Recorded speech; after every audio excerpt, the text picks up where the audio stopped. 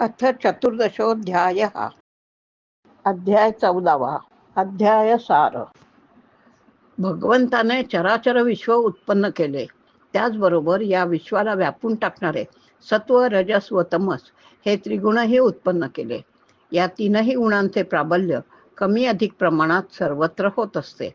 ज्या ज्या गुणांचे प्राबल्य अधिक त्या त्या प्रमाणात त्या गुणांना अभिप्रेत असलेल्या पदाला मनुष्य पोचतो. पण चराचर विश्व व त्रिगुण यांचे यथार्थ ज्ञान मिळवून जो त्या पलीकडे असलेल्या आदितत्वाला ब्रह्माला जाणतो तो मोक्षाप्रत जातो. श्री भगवानुवाच परं भूयः प्रवक्ष्यामि ज्ञानानां ज्ञानमुत्तमं यज्ञात्वा मुनयः सर्वे परां सिद्धिमितो गताः. श्रीकृष्ण म्हणाले, हे अर्जुना, एकूण ज्ञानामध्ये अतिशय उत्तम असलेले ज्ञान मी तुला पुन्हा सांगतो, जे जाणल्यामुळे सर्व मुनिजन या संसारातून मुक्त होतात. इदं ज्ञानमुपाश्रित्य मम साधर्म्यमागताः सर्गेऽपि नोपजायन्ते प्रलये न व्यथन्ति च. या ज्ञानाच्या सहाय्याने मला येऊन मिळालेले पुरुष सृष्टीच्या आरंभी सुद्धा पुन्हा जन्माला येत नाहीत, तसेच प्रलयाच्या वेळी सुद्धा व्यथित होत नाहीत. मम योनिर्महद् ब्रह्म तस्मिन् गर्भं दधाम्यहं संभव सर्वभूतानां ततो भवति भारत.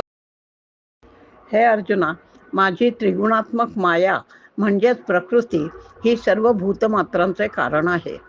त्यामध्ये मी परमेश्वर बीजाची स्थापना करतो. या प्रकारे त्या संयोगातून सर्व भूतमात्रांची निर्मिती होते.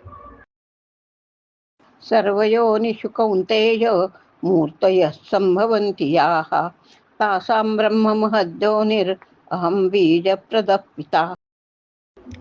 हे अर्जुना, सर्व योनींमध्ये जी शरीरे उत्पन्न होतात त्या सर्वांची माता ही त्रिगुणात्मक माया असून मी बीज स्थापन करणारा सर्वांचा पिता आहे.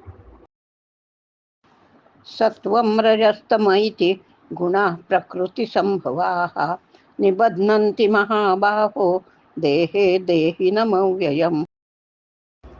हे अर्जुना, सत्वगुण, रजोगुण आणि तमोगुण हे प्रकृतीपासून उत्पन्न झालेले तीनही गुण अविनाशी जीवात्म्याला शरीरात बांधून ठेवतात. तत्र सत्वं निर्मलत्वात् प्रकाशकमनामयं सुखसंगेन बध्नाति ज्ञानसंगेन चानघ. हे अर्जुना, त्या तीन गुणांमधील सत्वगुण हा निर्मळ असल्यामुळे प्रकाशमय आणि उपद्रवरहित आहे. तो सुखाच्या आणि ज्ञानाच्या आसक्तीने क्षेत्रज्ञाला बद्ध करतो. रजो रागात्मकं विद्धि तृष्णासंगसमुद्भवं तन्निबध्नाति कौन्तेय कर्मसंगेन देहिनम्. हे अर्जुना, रजोगुण रागात्मक असून कामना व आसक्ती यांपासून उत्पन्न झालेला आहे असे जाण. तो क्षेत्रज्ञाला कर्मफळाच्या आसक्तीने बद्ध करतो. तमस्त्वज्ञानजं विद्धि मोहनं सर्वदेहिनां प्रमादालस्य निद्राभिस्तन्निबध्नाति भारत. हे अर्जुना, सर्व देहाभिमानी पुरुषांना मोह पाडणारा तमोगुण अज्ञानापासून उत्पन्न झालेला आहे असे जाण. तो या जीवात्म्याला प्रमाद, आळस आणि झोप यांनी बांधून ठेवतो. सत्वं सुखे संजयति रजः कर्मणि भारत ज्ञानमावृत्य तु तमः प्रमादे संजयत्युत. सत्वगुण सुखाचे ठायी व रजोगुण कर्माचे ठायी आसक्ती उत्पन्न करतो, परंतु तमोगुण हा ज्ञानावर आवरण घालून प्रमाद, कर्तव्य मूढता, कर्तव्याचा विसर यात आसक्ती उत्पन्न करतो.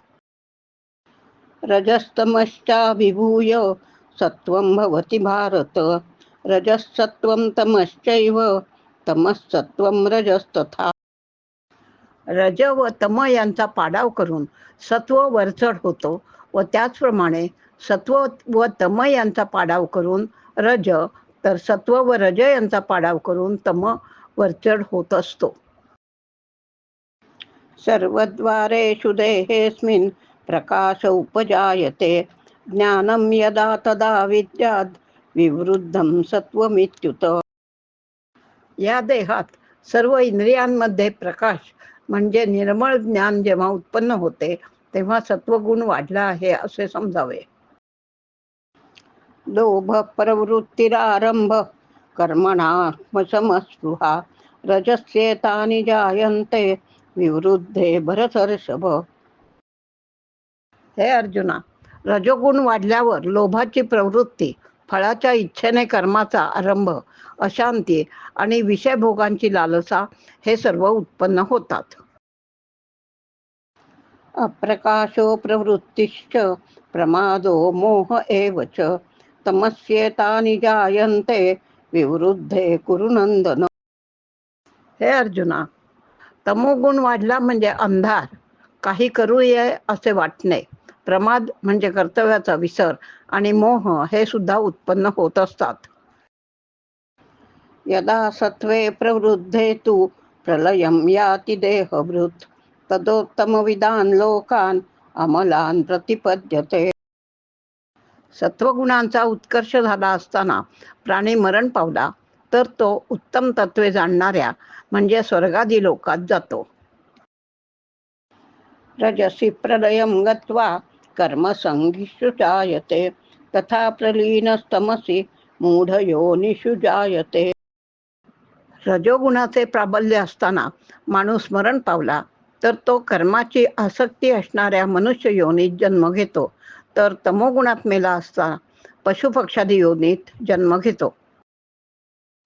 कर्मणः सुकृतस्याहुः सात्विकं निर्मलं फलं रजसस्तु फलं दुःखं अज्ञानं तमसः फलम्. पुण्यकर्माचे फळ सात्विक व निर्मळ सांगितले आहे, तसेच रजोगुणाचे फळ हे दुःख आणि तमोगुणाचे फळ हे अज्ञान सांगितले आहे. सत्वात् संजायते ज्ञानं रजसो लोभ एव च प्रमादमोहौ तमसो भवतो ज्ञानमेव च. सत्वगुणापासून ज्ञान उत्पन्न होते, रजोगुणापासून लोभ आणि तमोगुणापासून प्रमाद मोह तसेच अज्ञानही निर्माण होते. ऊर्ध्वं गच्छन्ति सत्त्वस्था मध्ये तिष्ठन्ति राजसाः जगन्यगुणवृत्तिस्था अधो गच्छन्ति तामसाः. सात्विक पुरुष वरच्या म्हणजे स्वर्गादी लोकात जातात, राजस मध्यम म्हणजे मनुष्यलोकी राहतात आणि तामस लोक अधोगतीस जातात. नान्यं गुणेभ्यः कर्तारं यदा द्रष्टानुपश्यति गुणेभ्यश्च परं वेत्ति मद्भावं सोऽधिगच्छति. ज्यावेळी द्रष्टा उदासीनपणे पाहणारा पुरुष तीनही गुणांचे खेरीज अन्य कोणीही करता नाही हे जाणतो आणि तिन्ही गुणांच्या पलीकडे असलेल्या परमेश्वराला तत्वतः जाणतो, त्यावेळी तो परमेश्वराला म्हणजेच मला येऊन मिळतो. गुणानेतानतीत्य त्रीन् देही देह समुद्भवान् जन्म मृत्यू जरा दुःखैर विमुक्तो मृत समश्नुते. देहधारी मनुष्य देहाच्या उत्पत्तीस कारण असलेल्या या तीनही गुणांच्या पलीकडे जाऊन जन्म मृत्यू वार्धक्य आणि इतर सर्व दुःखांपासून मुक्त होऊन त्याला मोक्ष प्राप्ती होते. अर्जुन उवाच कैर्लिंगै स्त्रीन् गुणानेतान् अतीतो भवति प्रभो किमाचारः कथं चैतान् स्त्रीन् गुणान् अतिवर्तते. अर्जुन म्हणाला, या तीनही गुणांच्या पलीकडे गेलेला पुरुष कोणकोणत्या लक्षणांनी युक्त असतो, तसेच मनुष्य कोणत्या उपायाने या तीनही गुणांच्या पलीकडे जातो आणि त्याचे आचरण कशा प्रकारचे असते. श्री भगवानुवाच प्रकाशं च प्रवृत्तिं च मोहमेव च पांडव न द्वेष्टि संप्रवृत्तानि न निवृत्तानि कांक्षते. श्रीकृष्ण म्हणाले, हे अर्जुना, जो पुरुष सत्वगुणाचे कार्यरूप प्रकाश, रजोगुणाचे कार्यरूप प्रवृत्ती आणि तमोगुणाचे कार्यरूप मोह हे प्राप्त झाले असता त्याचा विषाद मानत नाही आणि प्राप्त झाले नाही तरी त्याची इच्छाही करीत नाही.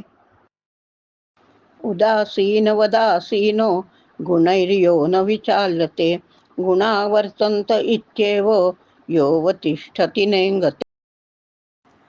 कर्मफळाबाबत जो उदासीन राहतो, सत्व रज तम हे गुण ज्याला विचलित करीत नाहीत, करू शकत नाहीत, सर्व गुण हे आपापले काम करीत आहेत एवढेच मानून जो स्थिर राहतो, विचलित होत नाही, तो परमेश्वरात विलीन होऊन राहतो. त्या स्थितीपासून कधीही डळत नाही. समदुःख सुख स्वस्थ समलोष्टाश्मकांचनः तुल्यप्रिया प्रियो धीरस तुल्यनिंदात्मसंस्तुती. ज्याला सुखदुःख सारखेच आहे, जो स्वस्थ आपल्या ठिकाणी स्थिर झालेला आहे, माती दगड व सोने हे ज्याला सारखेच आहे, असा हा ज्ञानी धैर्यवान पुरुष. मानापमानयोस्तुल्य स्तुल्यो पित्रारिपक्षयोः सर्वारंभ परित्यागी गुणातीतस्स उच्यते. जो मान अपमान सारखेच मानतो, ज्याची मित्र व शत्रू या दोघांविषयी समान वृत्ती असते, तसेच सर्व कार्यात मीच करणारा असा अभिमान ज्याला नसतो, अशा पुरुषाला गुणातीत, गुणांच्या पलीकडचा म्हणतात. मांच यो व्यभिचारेण भक्तियोगेन सेवते सगुणान् समतीत्यैतान् ब्रह्मभूयाय कल्पते. जो एकनिष्ठ भक्तीने माझी सेवा करतो, तो या 3 गुणांच्या पलीकडे जाऊन ब्रह्मावस्था, ब्रह्मस्वरूप प्राप्त करून घेण्यास समर्थ ठरतो. ब्रह्मणो हि प्रतिष्ठाहम् अमृतस्याव्ययस्य च शाश्वतस्य च धर्मस्य सुखस्यैकान्तिकस्य च. कारण मीच अमृत व अविनाशी ब्रह्माचे, शाश्वत धर्माचे व परमावधीच्या अत्यंत सुखाचे अखेरचे स्थान आहे. ओम तत्सत इति श्रीमद्भगवद्गीतासु उपनिषत्सु ब्रह्मविद्यायां योगशास्त्रे श्रीकृष्णार्जुन संवादे गुणत्रय विभागयोगो नाम 14. याप्रमाणे श्रीकृष्णांनी भगवद्गीता या उपनिषदात सांगितलेल्या ब्रह्मविद्येतील योग म्हणजे कर्मयोग या शास्त्रावरील श्रीकृष्ण व अर्जुन यांच्या संवादातील गुणत्रय विभाग योग नावाचा 14वा अध्याय समाप्त झाला.